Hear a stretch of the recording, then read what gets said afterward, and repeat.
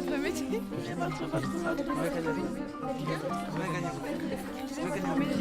Quel est votre métier? Quel est votre parcours? Est-ce que vous pouvez me décrire le projet Désirotech ?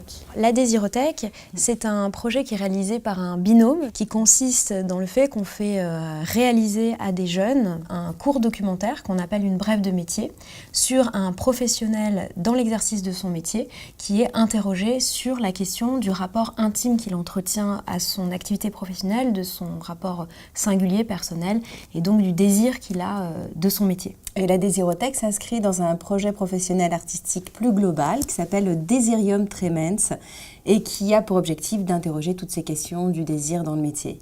Et imaginons qu'un jeune comme moi suive l'action. Qu'est-ce qui va se passer ? Tu vas voir débarquer dans ta classe 2 personnes qui travaillent en binôme, un réalisateur ou une réalisatrice, un comédien et une comédienne, et ils vont un peu t'expliquer le projet et tu vas passer par plusieurs étapes. Il y a 5 étapes. Oui. La première étape, ça va être un atelier qui consiste vraiment en un atelier à l'art du questionnement pour apprendre à bien poser les questions, à savoir quelles questions poser, à mettre à l'aise la personne aussi.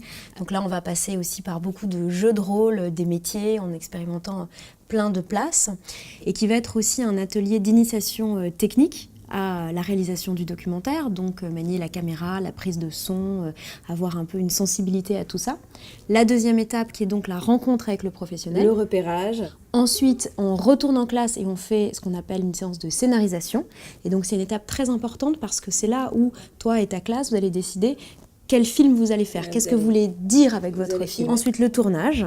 Et pour finir, on se revoit quelques temps plus tard et on vient vous montrer visionner votre film. Votre brève de métier. Et en plus, les films peuvent devenir un support pédagogique pour des enseignants, d'élèves qui n'auraient pas fait la Désirotech. Et quel type de professionnels vais-je rencontrer ? Tu vas rencontrer des professionnels que tu auras eu envie de rencontrer suite à un dialogue avec nous, mais aussi des professionnels auxquels tu ne t'attends pas, puisque notre but, c'est vraiment d'ouvrir le champ des possibles et de te montrer qu'il y a des métiers inconnus, des métiers insolites, des gens qui inventent leur métier, des gens qui ont des chemins professionnels très inattendus, très vastes, et de te permettre peut-être de te projeter autrement dans l'avenir. Et en faisant attention à la représentation des genres dans les métiers, à la représentation du handicap, parce que tout le monde doit avoir la même visibilité. Voilà. Et qu'est-ce que la Désirotech peut m'apporter ? C'est une expérience qui permet d'avoir un travail en équipe extrêmement fort, puisque sur un tournage,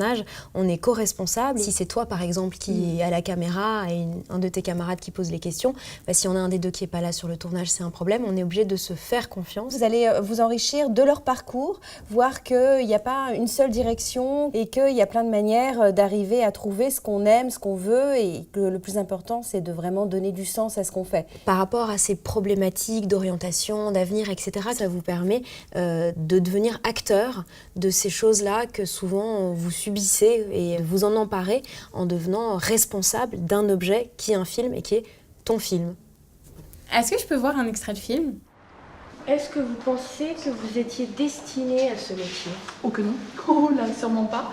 Mais en ayant fait des stages un peu partout, c'est là que j'ai pu apprendre à connaître ce métier, voir l'utilité de ce métier et voir que c'est encore plus dans l'aide de la personne. Question au pif. Est-ce qu'il faut être gourmand pour être libraire ?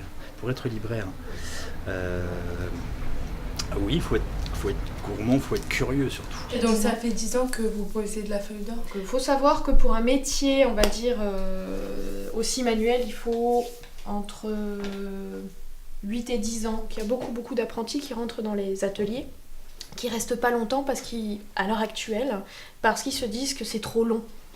On gagne pas d'argent tout de suite, on n'a pas une vie facile tout de suite. Dans le temps, on apprend les choses. Comment est-ce que vous vous voyez dans 10 ans ? Comment je me vois dans 10 ans ? Voilà une bonne question.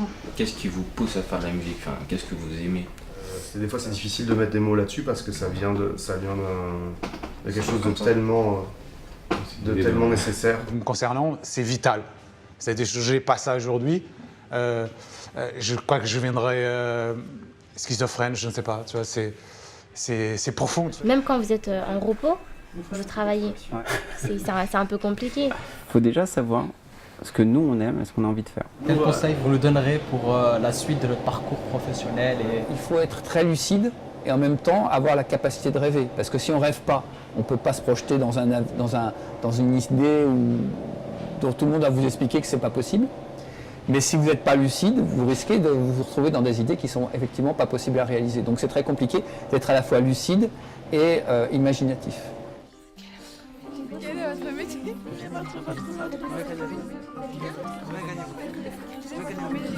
Quel est votre métier? Quel est votre parcours?